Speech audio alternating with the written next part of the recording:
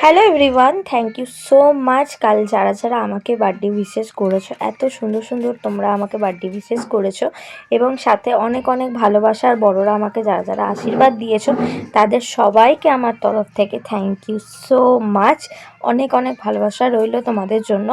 আর কালকের দিনেই ছিল আমাদের একটা রিসেপশন পার্টি, যার জন্য দেখো আমি একটা রেডি হচ্ছি, একটা জাস্ট নর্মাল পার্টি লুক, যেটা আমি নিজেই, তোমরা সবাই জানো যে আমি মেকআপ আর্টিস্ট, তাই আমি ঘরে নর্মাল নিজেই সেজে নিয়েছি।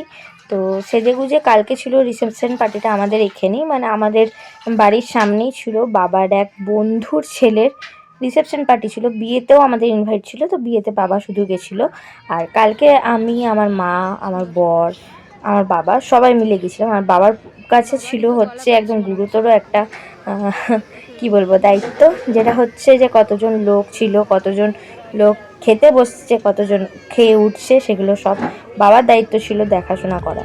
আর প্রচুর স্টল বসেছিল, ফিঙ্গার চিপস, ফিশ ফিঙ্গার ছিল, ফুচকা ছিল, জিলেপি ছিল, কফি ছিল, পনির সাটে ছিল, আর তোমার ছিল হচ্ছে চা ছিল।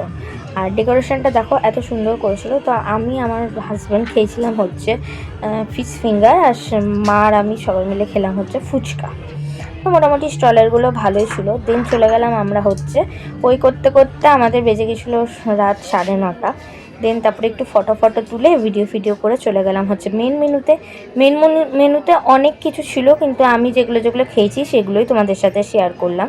পনির ছিল, বাটার নান ছিল, স্যালাড দিয়েছিল, ফিশ বাটার ফ্রাই দিয়েছিল, এবং সাদা ভাত ছিল, মাটন ছিল, চিংড়ির মালাইকারি ছিল। তো মাটন আমি যেহেতু খাই না সেজন্য আমি নিইনি।